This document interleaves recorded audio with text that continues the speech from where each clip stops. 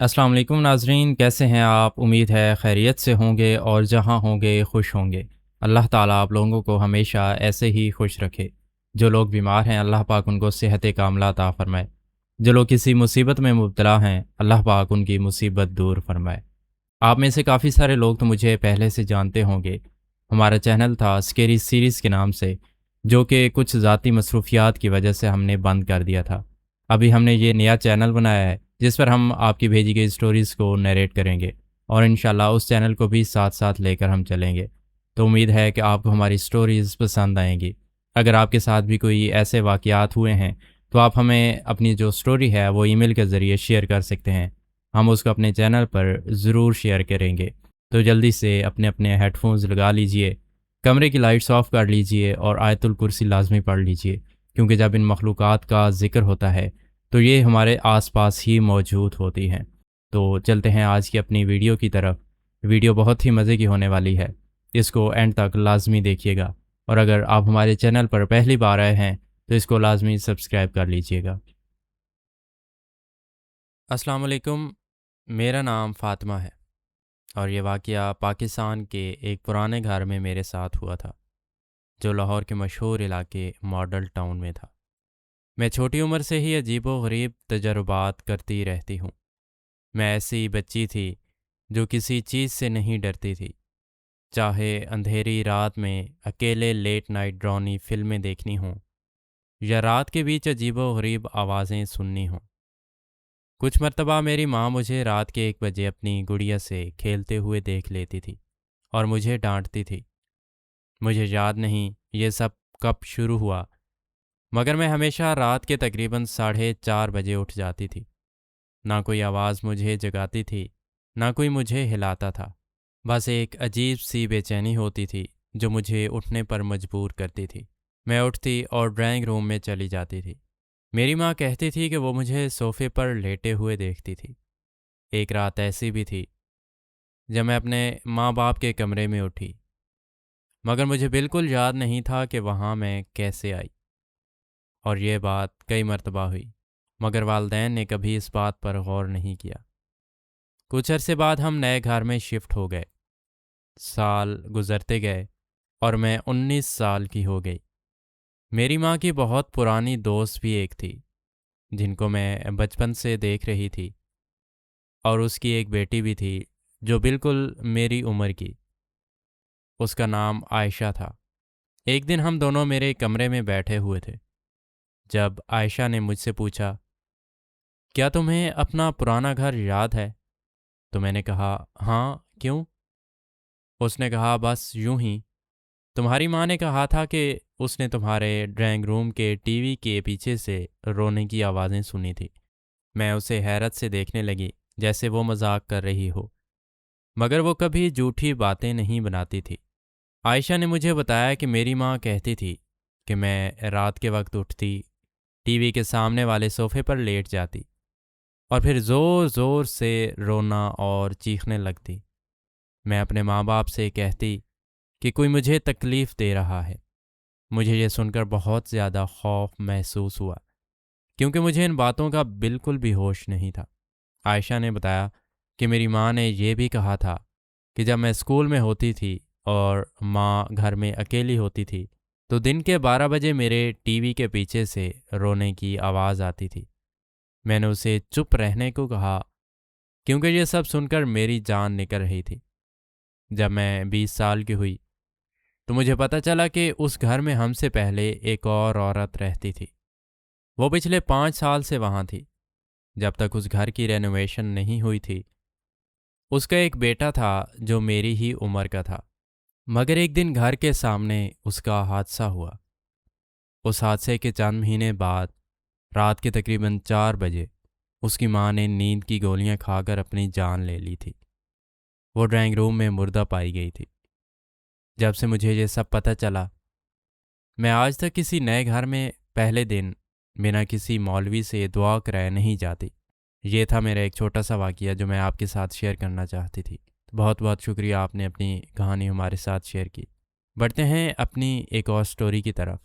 السلام علیکم، میرا نام عقیل ہے۔ جس جگہ میں نے پہلی دفعہ اکیلے زندگی گزاری ہے وہ ایک 2 کمروں کا فلیٹ تھا جو پاکستان کے شہر میں مزنگ کے ایک پرانی عمارت کی دوسری منزل پر تھا۔ تم جو بھی اپنے ذہن میں تصور کر رہے ہو یہ اس سے کافی دردناک ہے۔ میرا فلیٹ ایک چھوٹی سی پرانی دکان کے اوپر تھا جس کا ایک ہی راستہ تھا، پیچھے گلی کی طرف جانے والی گول سیڑھیاں۔ ہر رات مجھے مسائل کا سامنا ہوتا۔ نشہ کر کے آئے ہوئے لوگ میری سیڑھیوں کے نیچے جمع ہو جاتے، زور زور سے چیختے، لڑائیاں کرتے اور بے شرمی سے گلی کے کونے میں نشہ بھی کرتے۔ کبھی کبھی یہ لوگ سیڑھی کے بالکل نیچے بیٹھ جاتے۔ سیڑھیاں اتنی پرانی تھی کہ ذرا سی بھی چلنے پر چیخنے لگتی تھیں، اتنی زور سے کہ میں نیند سے اٹھ جاتا۔ اکثر ایک آدھ آدمی نشے میں دھت اوپر آ کر میرے فلیٹ کے دروازے کے پاس والی کھڑکی سے جھانکنے کی کوشش کرتا تھا۔ نہ جانے ان کو کیا لگتا تھا، شاید کوئی اور دکان یا شراب کا اڈا اوپر بھی ہے۔ ایک رات میں رات کے 11 بجے گھر آیا۔ گھر جانے سے پہلے میں نے کچھ دیر کے لیے دروازہ کھلا چھوڑ دیا۔ میرا ایک بلا بھی تھا جس کا نام بلیکیا تھا۔ دن بھر وہ باہر گلی میں ادھر ادھر گھومتا، دوسری آوارہ بلیوں سے لڑتا اور پھر رات ہونے پر واپس آ جاتا تھا۔ جب وہ فلیٹ کے اندر آیا میں نے دروازہ بند کر دیا اور اس کے لیے کھانا رکھ دیا۔ اس رات میں بھی کھانا کھا کر سو گیا، جبکہ بلیکیا سامنے والی کرسی پر لیٹے مجھے گھور رہا تھا۔ رات کے 3 بجے مجھے اچانک بلیکیا کی تیزی سے ہس کی آواز سنائی دی۔ میں نے انگڑائیاں لیتے ہوئے لائٹ جلانے کے لیے ہاتھ بڑھایا۔ بلیکیا عام طور پر کافی شانت بلا تھا، بس جب بھوک لگتی تھی تب ہی ہلکی سی آواز کرتا تھا، مگر آج اس کی ہس سن کر میری رگوں میں عجیب سی سرد لہر دوڑ رہی تھی۔ وہ دروازے کے سامنے جمع تھا، 2 بار اور ہس کی اور پھر زور سے بھاگ کر صوفے کے نیچے چھپ گیا۔ میں نے کان لگا کر سنا، مگر صرف بارش کی ہلکی ہلکی بوندیں گرنے کی آواز آ رہی تھی۔ اگر کوئی یا کچھ بھی میری سیڑھیوں پہ ہوتا تو مجھے پرانی میٹل سیڑھیوں کے چیخنے کی آواز آتی۔ میں نے پھر سے سوچنے کی کوشش کی کہ شاید بلیکیا کی کوئی غلط فہمی ہو، مگر جیسے ہی میں نے لائٹ بند کرنے کے لیے ہاتھ بڑھایا بلیکیا نے پھر سے ایک اور تیزی اور غصے بھری ہس کی، یعنی آواز کی۔ اس وقت میرے دروازے کے باہر ایک تیز آواز آئی۔ کوئی دستک نہیں دی گئی، پر جیسے کسی نے اپنے ہاتھ کی پوری طاقت سے دروازے پہ مار دیا ہو۔ میرا دل زور زور سے دھڑکنے لگا۔ میں نے فوراً جو رات کے کھانے کے پاس چھری پڑی ہوئی تھی اسے اٹھایا اور زور زور سے چلتے ہوئے دروازے کی طرف گیا۔ جیسے ہی میں نے باہر کی لائٹ جلانے کی کوشش کی، ایک پل کے لیے چمک آئی اور پھر اندھیرا چھا گیا۔ لائٹ جلنے سے پہلے ہی فیوز ہو چکی تھی۔ میں ہارر موویز نہیں دیکھتا کیونکہ مجھے ٹینشن اور بے چینی جلدی ہو جاتی ہے، مگر اس وقت ایک ہی خیال دماغ میں آیا، کیا یہی ہارر موویز میں ہوتا ہے؟ میں نے سانس اندر کھینچ کر ایک جھٹکے سے دروازہ کھول دیا۔ چھری ہاتھ میں تیار تھی، کسی نشئی آدمی کا سامنا کرنے کے لیے۔ جیسے ہی ٹھنڈی بارش میرے چہرے سے ٹکرائی مجھے اندھیرے کے علاوہ کچھ نظر نہیں آیا۔ اگر لائٹ ہوتی تو شاید پہلے ہی دیکھتا۔ میں نے ایک قدم باہر رکھا، صرف اپنے کمرے کے اندر کی روشنی مجھے نظر آ رہی تھی۔ جیسے میں نے نیچے دیکھا میری روح کانپ گئی۔ ایک سفید چہرے والی لڑکی، صرف 15 سے 20 سال کی، سیدھا مجھے دیکھ رہی تھی۔ اس کی آنکھیں بالکل سیاہ تھی، جیسے صرف اندھیرا ہو۔ اس نے دونوں ہاتھ میری طرف بڑھا دیے، سر اوپر کی طرف اٹھایا۔ مجھے سمجھ نہیں آیا کہ یہ اصل میں کوئی بھوت ہے یا کچھ اور، لیکن جیسے ہی اس کے ہاتھ میرے پاؤں پر مضبوطی سے لبڑے میں نے گھبراہٹ میں زور سے اس کا ہاتھ جھڑک دیا۔ اس کی آنکھوں میں گرنے والی بارش کی بوندیں بھی اسے پلک جھپکنے پر مجبور نہیں کر رہی تھیں۔ میں نے فوراً دروازہ زور سے بند کیا، تالا لگایا اور اندر کی طرف بھاگ گیا۔ بند ہونے سے پہلے مجھے صرف ایک تیز ہس کی آواز سنائی دی۔ اس کے بعد کیا ہوا مجھے یاد نہیں، شاید میں بے ہوش ہو گیا تھا۔ جب آنکھ کھلی تو صبح کے 7 بج چکے تھے۔ پہلی سوچ جو آئی وہ یہ تھی کہ شکر ہے یہ صرف ایک برا سپنا تھا، لیکن جب میں نے دروازہ کھولا تو میری سانس ایک پل کے لیے رک گئی۔ وہ چھری جو میں نے ہاتھ میں لی تھی وہ میرے دروازے کے سامنے پڑی تھی۔ کوئی خون نہیں تھا، کوئی نشان نہیں تھا، لیکن پھر بھی کچھ عجیب محسوس ہو رہا تھا۔ میں نے دل کو تسلی دی کہ شاید میں نے نیند میں چلنا شروع کر دیا ہو، لیکن بلیکیا صوفے کے نیچے سے نکلنے کا نام ہی نہیں لے رہا تھا۔ ایک آدھا دن اور لگ گیا اسے باہر آنے میں۔ جب وہ نکلا بھی تو دروازے کے پاس جانے سے انکار کر دیا۔ میں نے اسے اٹھا کر نیچے گلی میں چھوڑا تو وہ تیزی سے بھاگ گیا۔ رات کے وقت واپس آیا مگر اسے سیڑھیوں پر چڑھنے کے لیے تیار نہیں تھا۔ آج بھی سوچتا ہوں کہ جو کچھ میں نے دیکھا کیا وہ صرف ایک غلط فہمی تھی؟ کیا وہ کوئی اصل لڑکی تھی جو مدد چاہ رہی تھی؟ مگر اگر ایسا ہوتا تو اس نے صرف میرا دروازہ کیوں چنا؟ نیچے اتنے سارے مکان اور لوگ تھے، کسی اور سے مدد کیوں نہیں مانگی؟ کیا یہ سچ میں کسی چیز کا سایہ تھا؟ تو مجھے اپنی رائے ضرور دیجیے گا کہ کیا یہ ایک بھوت تھا یا کچھ اور، تاکہ میرا دماغ میں سکون آ سکے۔ یہ تھا میرا واقعہ جو میں نے آپ کے ساتھ شیئر کیا۔ تو بہت بہت شکریہ، آپ نے اپنی کہانی ہمارے ساتھ شیئر کی۔ چلتے ہیں ایک اور واقعے کی طرف۔ السلام علیکم، میرا نام مزمل ہے اور یہ واقعہ لاہور کے اندرون شہر کا ہے۔ یہ بات کچھ سال پہلے کی ہے جب میں اپنے دوست ثاقب کے ساتھ لاہور گھومنے گیا تھا۔ اندرون لاہور کی پرانی گلیاں، رنگ برنگی رونق اور صدیوں پرانی تعمیر کی ہوئی حویلیاں ہر کسی کو اپنی طرف کھینچ لیتی ہیں، مگر وہ رونق صرف دن کے وقت ہوتی ہے۔ رات کو یہ جگہ ایک الگ ہی روپ لے لیتی ہے۔ اس دن ہم پرانی حویلیاں ایکسپلور کر رہے تھے اور ایک حویلی پر نظر پڑی۔ حویلی کا نام تھا شاہی منزل۔ حویلی خستہ حالت میں تھی مگر اس کا پرانا شاہی انداز اب بھی زندہ تھا۔ کسی نے بتایا تھا کہ یہ حویلی 200 سال پرانی ہے اور اس میں ایک خاندان رہتا تھا جو اچانک غائب ہو گیا تھا۔ لوگ کہتے ہیں کہ رات کے وقت یہ جگہ بھوت بنگلہ بن جاتی ہے۔ مجھے اور ثاقب کو ڈر لگنے کی بجائے ایکسائٹمنٹ ہونے لگی۔ ہم نے فیصلہ کیا کہ رات کو اس حویلی کو ایکسپلور کریں گے۔ رات کے 11 بج رہے تھے جب ہم دونوں ایک ٹارچ اور کیمرہ لے کر شاہی منزل کے اندر گھس گئے۔ اندر کا منظر دیکھ کر میری رگوں میں ایک ٹھنڈی سی سنسناہٹ ہوئی۔ دیواروں پہ پرانی تصویریں لٹک رہی تھی، زمین پہ پرانے فرنیچر کے ٹکڑے، اور حویلی کے بیچ میں ایک بڑا صحن تھا۔ ہوا میں ایک عجیب سی بدبو تھی، جیسے کہ کوئی پرانی چیزیں سڑنے کی۔ ہم نے ایکسپلور کرنا شروع کیا۔ جب ہم ایک کمرے میں گھسے تو وہاں ایک پرانا پیانو تھا جو کافی دھول سے بھرا ہوا تھا۔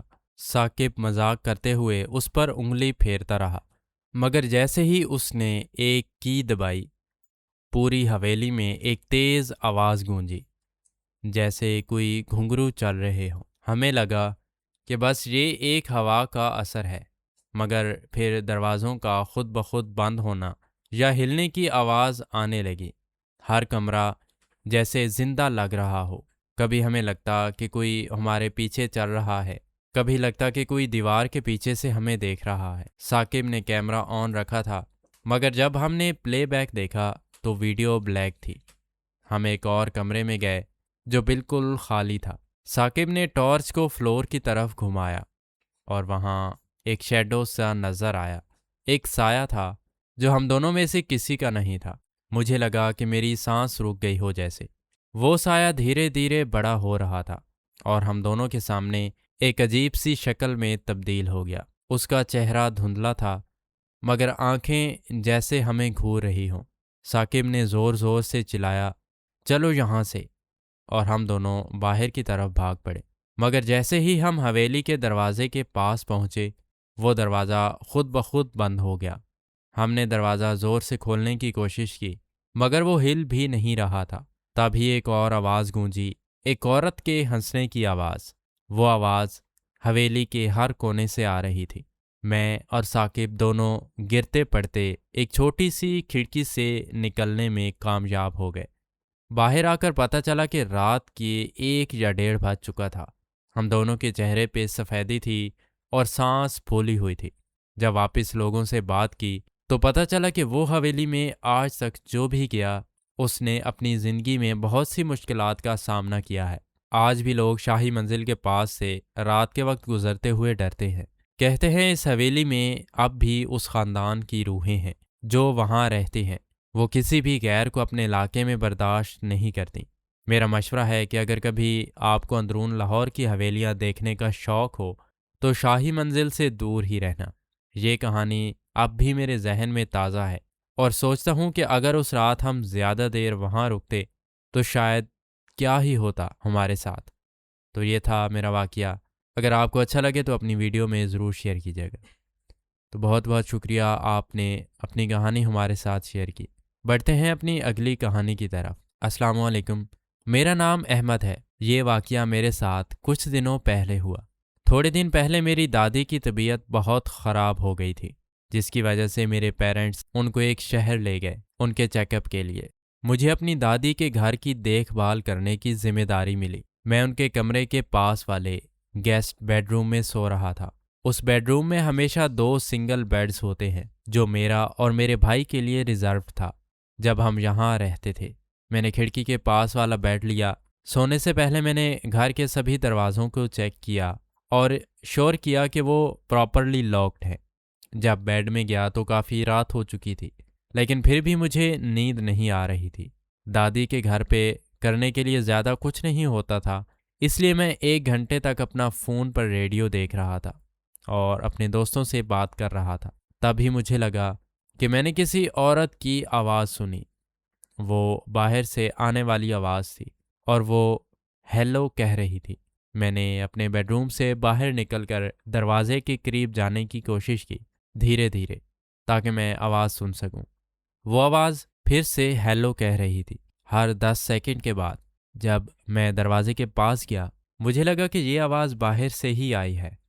ہمارے ڈائننگ روم کی کھڑکی فرنٹ پورچ کے کلیئر ویو دیتی تھی، تو میں نے بلائنڈز کے بیچ سے جھانک کر دیکھنے کی کوشش کی، لیکن جیسے ہی میں نے بلائنڈز کے بیچ سے دیکھا، ایک عورت سیدھا مجھے دیکھ رہی تھی، جیسے اسے پتا تھا کہ میں بلائنڈز کے پیچھے سے دیکھوں گا۔ اس نے پھر سے ایک عجیب سمائل کے ساتھ ہیلو کہا۔ وہ عورت تھوڑی بڑی عمر کی تھی، شاید 40 سے 50، اور اس کا چہرہ مجھے کافی قریبی لگ رہا تھا۔ میں نے سوچا شاید وہ دادی کے کوئی دوست ہے، لیکن رات کے 12 بجے کیوں آئے گی؟ اور اگر آئے گی بھی تو ناک یا بیل کیوں نہیں کیا؟ وہ صرف ہیلو بولتی ہے بار بار۔ میں ڈسٹرب ہو گیا اور گیسٹ بیڈ روم میں واپس آ کر دروازہ بند کر دیا۔ اب دروازہ بند تھا تو مجھے اس عورت کی آواز نہیں سنائی دی۔ میں نے سوچا شاید وہ چلی گئی۔ میں نے اپنی بہنوں اور دوستوں کو ٹیکسٹ کرنا شروع کیا اور انہیں بتایا کہ کیا ہو رہا ہے میرے ساتھ۔ کچھ دیر کے لیے سب کچھ ٹھیک تھا، لیکن پھر ایک دم سے کھڑکی پر زور سے بینگنگ ہوئی۔ وہ کوئی نوک نہیں تھا، وہ ایک سالڈ بینگ تھا، جیسے کھڑکی کو کوئی زور سے مار رہا ہو۔ میرے سینے میں ایک عجیب سی گھٹن ہو رہی تھی اور لگ رہا تھا کہ کچھ تو گڑبڑ ہے۔ بینگنگ کے بعد وہی فیملیئر آواز پھر سے آئی، ہیلو۔ میں نے حوصلہ کیا اور بلائنڈز ہٹا کر دیکھا، اور وہی قریبی عورت وہاں تھی، صرف ایک پتلی گلاس کی لیئر ہمارے بیچ میں تھی۔ میں نے زور سے چلا کر کہا، میں پولیس بلا رہا ہوں۔ اس کے بعد بلائنڈز واپس گرائے اور لیونگ روم کی طرف بھاگا۔ میں اوپر والے گیسٹ روم میں چلا گیا اور بیڈ کے اندر چھپ گیا۔ مجھے پولیس کو کال کرنا چاہیے تھا، لیکن مجھے لگا کہ شاید یہ سب ٹھیک ہو جائے گا۔ 2 گھنٹے کے بعد میں نیچے گیا اور سب ونڈو سے دیکھا، لیکن وہ عورت غائب تھی۔ اگلے دن صبح میں نے دادی کو فون کیا اور یہ سب بتایا۔ وہ فون پر چلا رہی تھیں، بہت زیادہ گھبرائی ہوئی تھیں۔ انہوں نے بتایا کہ کچھ دن پہلے جب وہ مارکیٹ گئی تھیں، ایک عورت انہیں کنٹینیوسلی گھور رہی تھی اور بنا وجہ سمائل کر رہی تھی۔ مجھے یہ سب سن کر چلز آئے۔ کیا وہ دونوں ایک ہی عورت تھی؟ دادی 75 سال کی ہیں اور ان کی باتوں پر ہر وقت بھروسہ نہیں ہوتا، لیکن ان کا پینک مجھے کافی ان یوزول فیل کروا گیا۔ ابھی تک مجھے یہ سوچ کر ڈر لگتا ہے، کیا وہ سچ میں ایک ہی عورت تھی؟ تو بہت بہت شکریہ، آپ نے اپنی کہانی ہمارے ساتھ شیئر کی۔ جی تو پیارے ناظرین، یہ تھی ہماری آج کی ویڈیوز جس میں ہم نے آپ کو ہارر سٹوریز سنائی ہیں۔ امید ہے کہ آپ کو اچھی لگی ہوں گی۔ اگر آپ کے ساتھ بھی یا آپ کے کسی چاہنے والے کے ساتھ کوئی ایسا واقعہ پیش آیا ہے تو آپ ہمیں ای میل کے ذریعے یا انسٹاگرام کے ذریعے اپنا واقعہ ہمارے ساتھ شیئر کر سکتے ہیں. ہم اسے اپنے چینل پر ضرور نیریٹ کریں گے. تو امید ہے کہ آپ کو ہماری سٹوریز اچھی لگی ہوں گی. اگر آپ ہمارے چینل پر پہلی بار آئے ہیں تو لازمی سبسکرائب کر لیجئے گا. ملتے ہیں ایک نئی ویڈیو میں کسی اور سٹوریز کے ساتھ. تب تک کے لیے اپنا بہت سارا خیال رکھیں. اللہ حافظ.